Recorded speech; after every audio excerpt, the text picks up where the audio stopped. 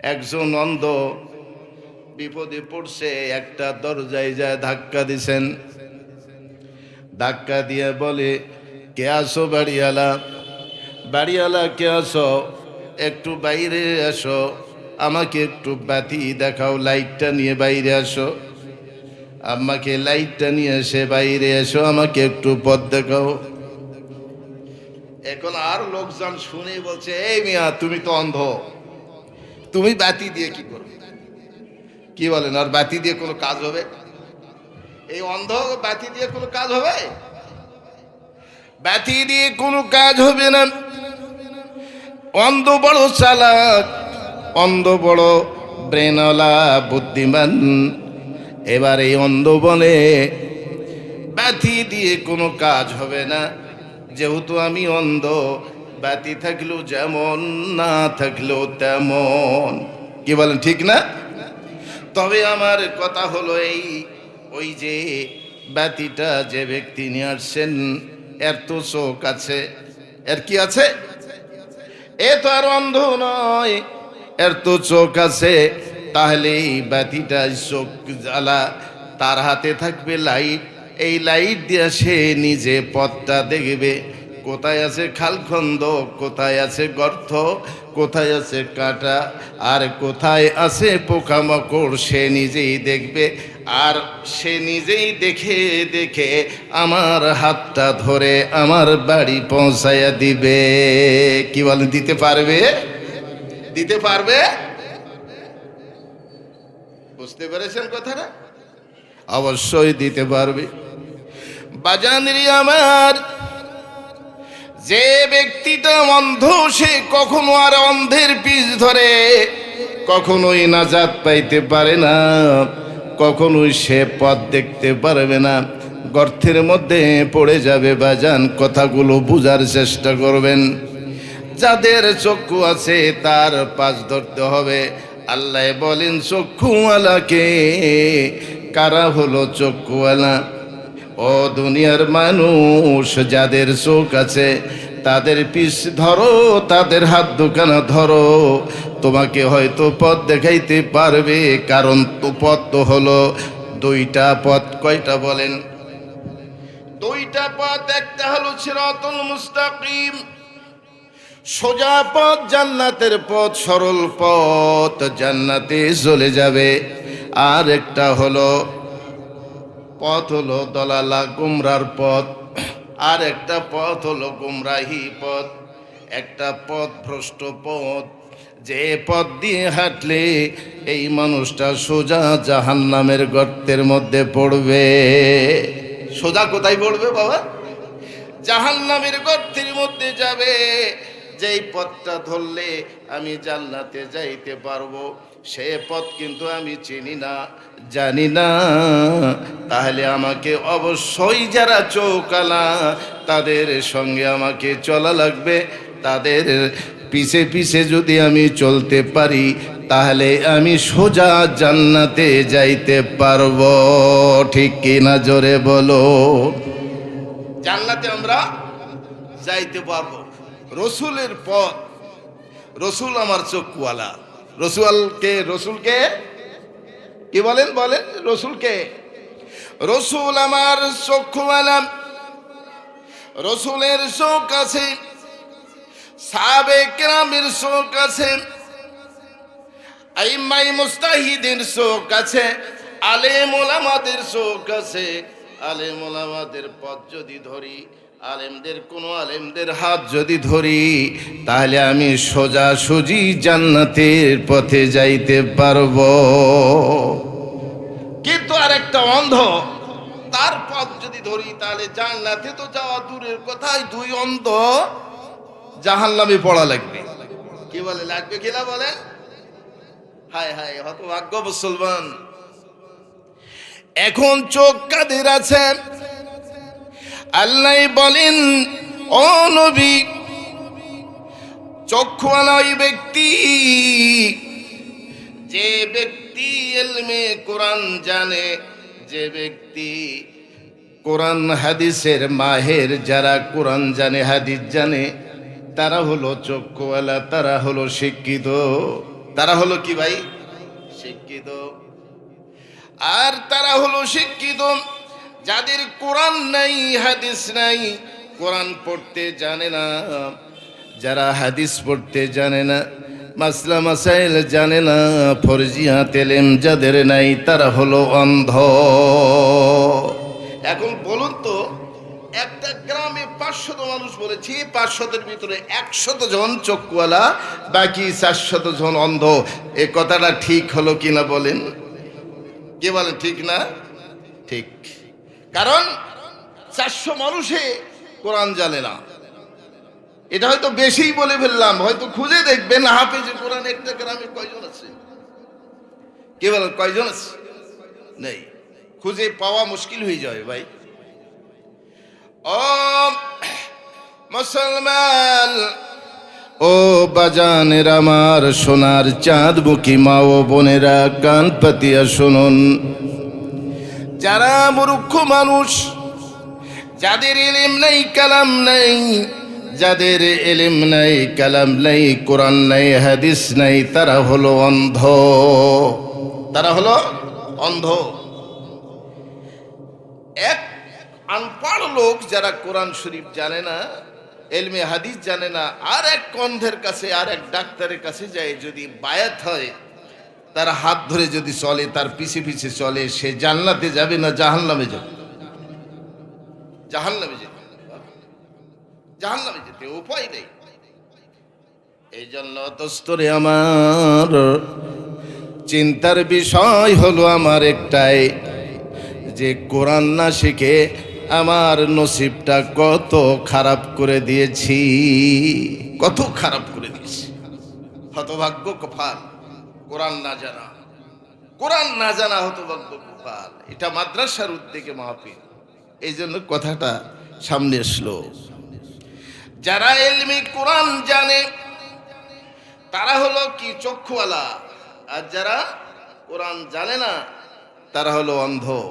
আর এই অন্ধকে বাঁচার দায়িত্ব হলো চক্ষুওয়ালার কিনা? জোরে বলুন, চক্ষুওয়ালার কিনা? ও বাজানেরি আমার, আলেম ওলামারা ভালো করে শুনে নিন। আমি একজন আলেম হয়েছি, আমার তো দায়িত্ব এই মূর্খ মানুষগুলোকে হাতে হাতে ধরে জান্নাতের পথ দেখা। এই মানুষগুলোকেও বাড়িতে যাইয়া, ঘরে ঘরে যাইয়া, মাঠে যাইয়া, ঘাটে যাইয়া, সব জায়গায় যাইয়া মানুষগুলোকে বোঝায়া বোঝায়া এলমে কোরআন কিছু শিক্ষা দেওয়ার দরকার। তাদের এই জান্নাতের পথ একটু দেখানো দরকার কিনা? জোরে বলুন, দরকার না? ও বাজাল, এলমে কোরআন মানুষের জন্য কত জরুরি একটু বুঝে আসে না। আমরা এমএ বিএ পাশ করি, একটা টাই ঝোলাইয়া দিয়ে বলি শিক্ষিত। একথা বলি কি না? একথা বলি না? অথচ বাবা আল্লাহ বলেন তুমি শিক্ষিত না, তুমি হলেন বকল। তোমার কোনো জ্ঞান গরিমা নাই, তোমার কোনো জ্ঞান গরিমা নাই। কেমন শিক্ষিত তুমি? কিসের শিক্ষিত হয়েছ? এই জন্য বাবা অনেক সময় বলে থাকি, আমাদের দেশের শিক্ষিতরা পুরাপুরি শিক্ষিত হয়, সবার চেয়ে দামি শিক্ষিত। ডক্টরেট হয় না হয়, ডাক্তারি পাশ করে, এমএবিএস পাশ করে, করে কি না? হ্যাঁ, আমাদের কুকুর দেখছেন, কুকুর, এ বাবা কুকুর বালেগ হয় কখন? এটা বুঝেন, জানেন এটা বালেগ কখন হয়? ইমাম গাজ্জালি রহমতুল্লাহ আলাইহি বলেন, তাহলে কুকুর যখন দেখবে একটা ঠ্যাং আলোক করে যখন ছটছর করে দেয় ছাড়ে, তখন এটা বালেগ হয়। কুকুর যখন একটা ঠ্যাং আলোক করে পেশাব করে, তখন কি হয়? বালেগ হয়। আর আমাদের দেশের শিক্ষিতরা কখন শিক্ষিত হয় জানেন? যখন তারা দাঁড়িয়ে দাঁড়িয়ে মানুষের ঘর স্ফিরা করে দেয়, এরা হলো শিক্ষিত। এরা শিক্ষিত না কণ্ঠমূর্খ? হ্যাঁ, হাইরে শিক্ষিত। কোন শিক্ষিত? শিক্ষাগণের দিকে ভাইরে দেখো চোখ মেলিয়া, ছাত্র ছাত্রী লেখা পড়া ছেড়ে ওরা আসে প্রেম লইয়া। মোবাইল তো সঙ্গের সাথী, মোবাইল তো সঙ্গের সাথী হয়েছে মাস্তান, ওরা শিক্ষিত শয়তান। কথা বুঝতে পেরেছ? শিক্ষাগণের দিকে ভাইরে দেখো চোখ মেলিয়া, লেখা পড়া ছেড়ে ওরা আসে প্রেমী লইয়া। অস্ত্র হলো সঙ্গের সাথী, আরে অস্ত্র হইল সঙ্গের সাথী হয়েছে মাস্তান, ওরা। সরি বলুন, ওরা কারা? মুখ খোলেন না গেল, ওরা কারা? শিক্ষিত শয়তান, ওরা শিক্ষিত শয়তান। ও মুসলমান, আমার শিক্ষা গ্রহণ করতে হবে। আমি শিক্ষিত হতে চাই, চক্ষুওয়ালা হতে চাই। জানোয়ার আছে, কুকুর আছে, শিয়াল আছে, গাধা আছে, গরু আছে, ছাগল আছে। প্রত্যেকের তার বৈশিষ্ট্য আছে 6টা, 5টা বৈশিষ্ট্য। বাবা, কয়টা বৈশিষ্ট্য? 5টা। একটা জন্মগতভাবে, মানুষেরও 5টা বৈশিষ্ট্য জন্মগতভাবে। 1 নম্বর হলো ব্রেন শক্তি। 1 নম্বর কি? ব্রেন শক্তি। বলেন তো, একটা গরুর কি ব্রেন নাই? মানুষের নাই? মানুষেরও ব্রেন আছে, গরুরও ব্রেন আছে। 2 নম্বর হলো দৃষ্টিশক্তি, চোখ। জানোয়ারের আছে না নাই? মানুষের আছে না নাই? 3 নম্বর হলো শ্রবণ শক্তি, কান। জানোয়ারের আছে, মানুষেরও আছে। 4 নম্বর হলো ঘ্রাণ শক্তি। কি বলেন, নাক আছে না নাই? মানুষেরও আছে, জানোয়ারেরও আছে। 5 নম্বর হলো কি? স্বাদ শক্তি।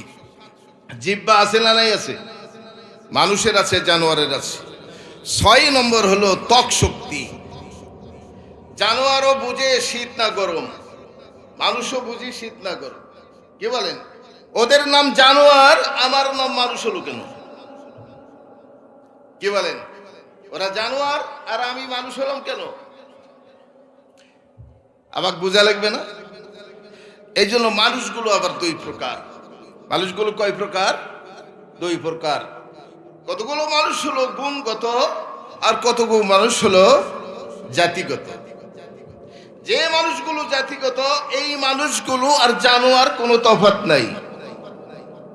যে মানুষগুলো জাতিগত, এই মানুষগুলো আর জানোয়ার এর মধ্যে কোনো তফাৎ নেই, একই। আর যারা গুণগত, তাদের ভিতরে তফাৎ আছে। তাহলে কোন গুণটা অর্জন করলে গুণগত মানুষ হওয়া যাবে?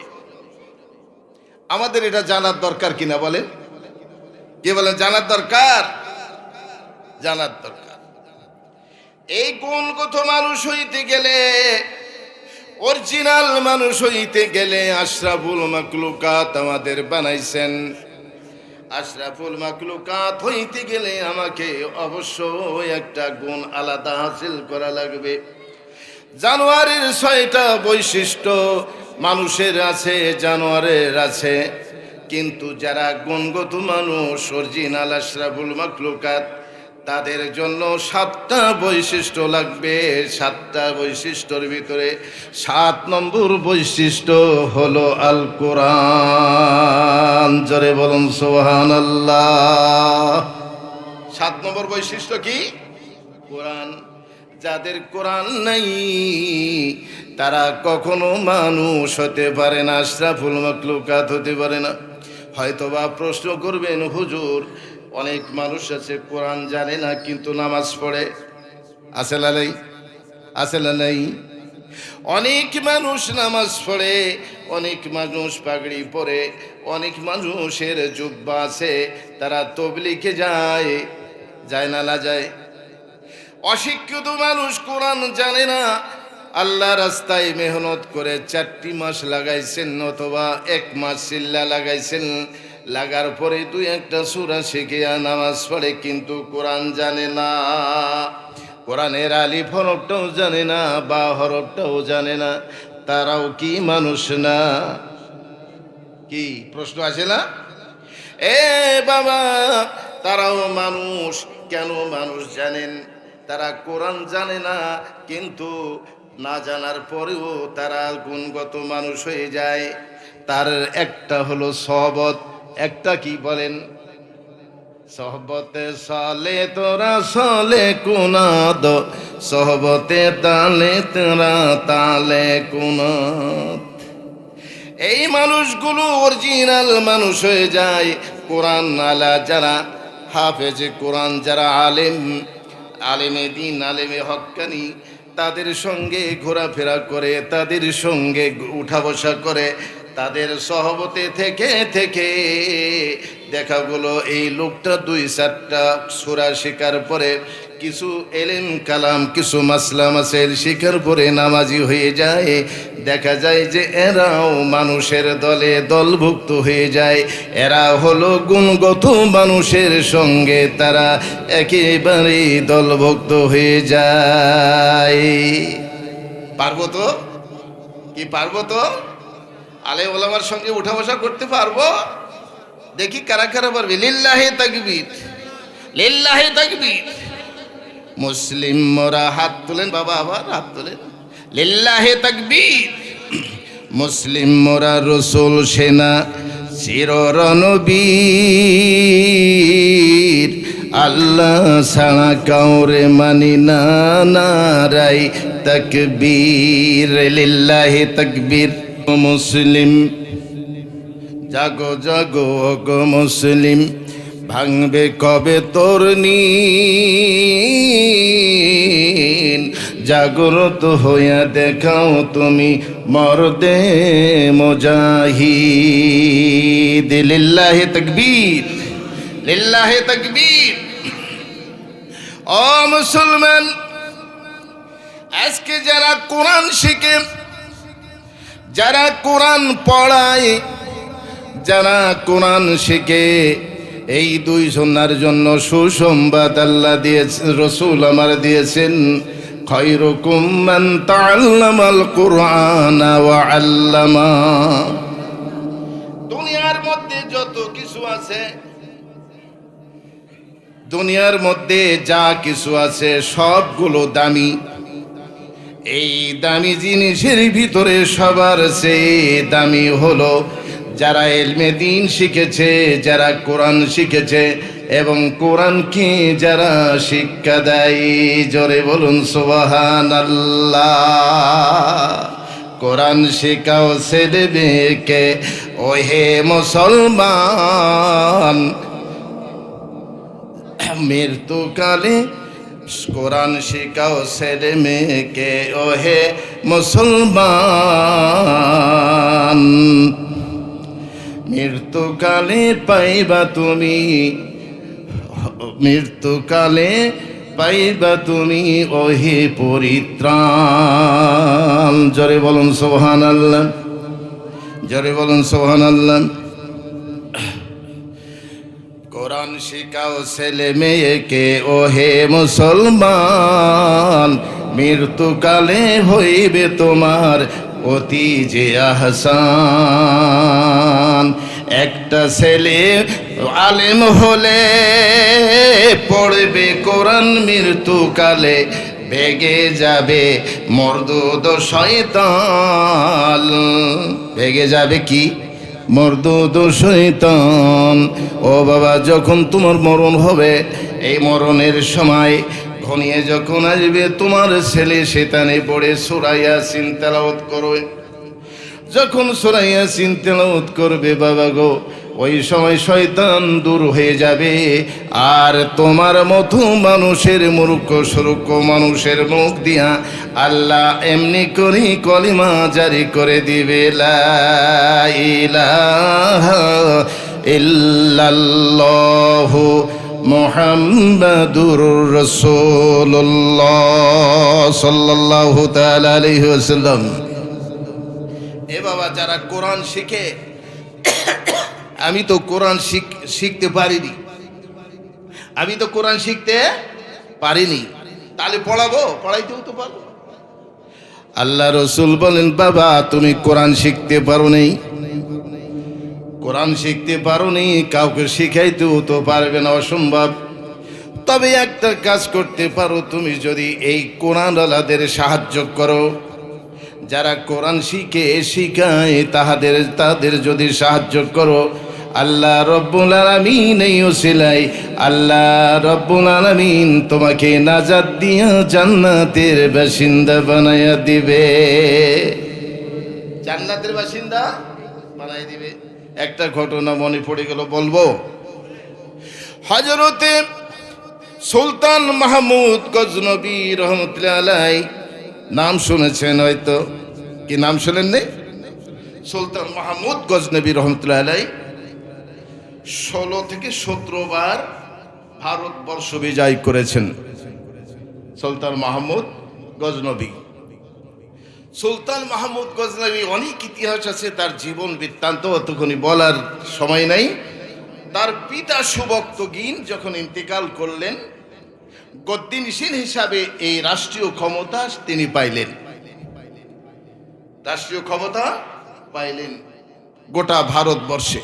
ভারত অভিযান নামে একটা কিতাব আছে, এই কিতাবের মধ্যে। তো যখন পাইল,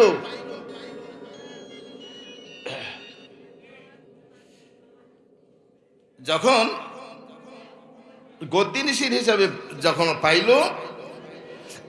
তখন উনি এখন সংসদ সদস্যদেরকে ডাকছে। ডাকার পরে উজিরে আলা যিনি আছেন তাকে বললেন, আমি একটু সফর করতে চাই সিভিলে, আমার পরিচয় কাউরে দেওয়া হবে না। তখন উজিরে আলাকে সঙ্গে করে নিয়ে সফরে বাইরেছেন। সফরে যখন যায়, বাড়ির থেকে কিছু দূর যাইয়া দেখে একটা মাঠ আছে, এই মাঠের মধ্যে দেখে কতিপয় টুপিওয়ালা দলে দলে যায়। এই দলে দলে বাগান বাড়িতে যায়, ছোট্ট একটা তাঁবু ফেলা আছে, এখানে যায়। এবার সুলতান মাহমুদ গজনবী রহমতুল্লাহ আলাইহি এই উজিরে আলাকে বলে, উজির দেখো তো এরা এতগুলো কোথায় যায়। উনি যা দেখলেন, দেখার পরে আসিয়া বলছে, বাদশা নামদার, এই মানুষগুলো সব দলে দলে যায়, ওখানে একজন বুজুর্গ ব্যক্তি, বড় একজন আলেম বসে আছে, তার কাছে যে গোল হয়ে বসে তার ওয়াজ নসিহত গুলো শুনতেছে, আর সবাই তাদের হাতে হাত মিলাইয়া বায়াত গ্রহণ করতেছে। জোরে বলুন না সুবহানাল্লাহ, আরো জোরে বলুন সুবহানাল্লাহ। এবার বলতেছি, তাহলে তো ভালো কথা, আমার দেশের মধ্যে এত বড় আল্লাহর ওলি আসছেন। এবার এই বেটা হারামজাদা, এই বেটা উজিরে আলাম বলছে, না না, ঠিক বললেন না, ঠিক বললেন না। এটা বলছে, কেন কেন? বাদশাহ নামদার, এই লোকগুলা যে যায় মোল্লাজির কাছে, এই আলেমের কাছে যায়, এই লোকগুলো যায় সবাই যায় বায়াত গ্রহণ করে। এরা বায়াত গ্রহণ করতে করতে দেখা যায় যে গোটা ভারতবর্ষের মানুষ তার মুরিদ হয়ে যাবে, তার দলভক্ত হয়ে যাবে। শেষ পর্যায়ে আপনার গদিটা ছাড়তে হবে, উপায় নাই। কথাটা বুঝতে পেরেছেন? আমাদের দেশেও এই সরকার বাহুদেররা মাঝে মাঝে আসে, আমাদের দেশে আসে কিনা? এরাও এরকম আলেমদেরকে দেখতে পারে না। যদি দেখে একদল মানুষ কোনো আলেমের কাছে যায়, তার কাছে কিছু পরামর্শ নেই, বাপরে বাপ, এরা জিএমবি রে, এদেরকে ধরো। কি বলেন? আসল বাবা চিন্তা করি দেখেন, অতীত সরকার খুব একটা ভালো বা খারাপ কিছু বলতেছি না, কিন্তু আমার ধারণা হয় তার পরামর্শদাতা সুলতান মাহমুদ গজনবীর এই উজিরের মতো। কারণ দেখা গেছে এই উজিরে আলা ছিল একজন খ্রিস্টান। এই উজিরে আলা কে ছিল? একজন খ্রিস্টান। ওই আলেম কি কেমন করে দেখতে পারবে বলেন? আমাদের দেশেরও এই প্রধানমন্ত্রীর, অতীত প্রধানমন্ত্রী হয়তো পরামর্শদাতা একজন নাস্তিক অথবা খ্রিস্টান ছিল, নাইলে আলেমদের পিছনে এত লাগছে কেন? কি বলেন, ঠিক কিনা? ঠিক কিনা জোরে বলুন। ও মুসলমান, সামনে যে সরকারই আসুক না কেন সাবধান থাকতে হবে আমাদের। যারা এই কোরআন এবং আলেমদের বিরুদ্ধে লেগে পড়বে তাদেরকে এক মিনিটও এই গদিতে রাখা যাবে না। মুসলমান ভাই সকল, একটু ভালো করে চিন্তা করে দেখুন। এবার বলতেছে এই হুজুরকে তাড়াই দিতে হবে। এই হুজুর যদি আপনার দেশে থাকে তাহলে দেখা যাবে এই দেশটা গোটাল দখল করে ফেলবে। এবার সুলতান মাহমুদ গজনবী রহমতুল্লাহ আলাইহি বলেন, তাহলে কি করতে হবে বলো? বলতেছে, বাদশাহ নামদার, আমার একটা বুদ্ধি আছে। আমি তাকে 3টি প্রশ্ন করব, 3টি প্রশ্নের জবাব সে যদি দিতে পারে তাহলে একে এই জমিনে রাখবেন, এই দেশে রাখবেন। আর যদি জবাব না দিতে পারে তাকে বলবেন যে আপনি টোপলা নিয়ে এই দেশ থেকে চলে যান, নচেৎ বন্দি করতে বাধ্য হব। ঠিক আছে, যাও। এবার সুলতান মাহমুদ গজনবী গেলেন, উজিরে আলা গেলেন, যা বলছে, হুজুর আমাদের ইনি নববাদশাহ সুলতান মাহমুদ আপনাকে কিছু বলতে চাই। কি বলবে? সুলতান মাহমুদ বললেন, উজির আলাকে আপনি বলেন। বলছে, দেখো হুজুর, আপনাকে 3টি প্রশ্ন করা হবে। আপনি বুজুর্গ মানুষ, আলেম মানুষ, অবশ্যই প্রশ্নের জবাব দিবেন। আর এই প্রশ্ন 3টির যদি জবাব দিতে না পারেন তাহলে কিন্তু আপনাকে এই দেশ ছাড়তে হবে, নতুবা জাহালা জেলখানায় আবদ্ধ হতে হবে।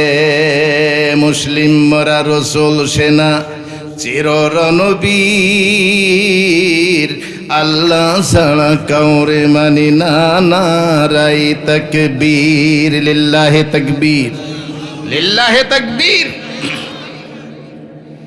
এবার হুজুর হাসি দিলেন, মুস্কি মুস্কি হাসিয়া বলছে, যাও যাও, তোমাদের জবাব আমি আগামীকাল দেব।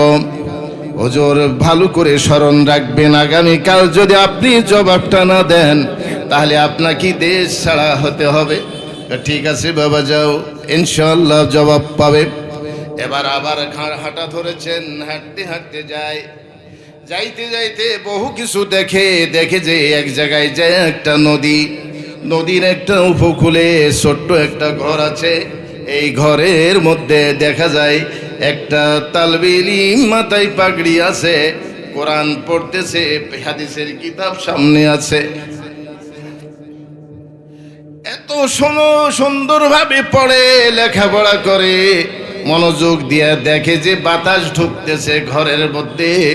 বাতাস ঢুকিয়া সময় সময় বাতি নিভে যায়, আবার জ্বালায়, আবার পড়ে। এই জায়গায় গেলেন, যাওয়ার পরে সুলতান মোহাম্মদ গজনবী রহমতুল্লাহ আলাইহি বলে দিলেন, বাবা তুমি কে? বলছে যে আমি অমুক গ্রামের অমুকের ছেলে।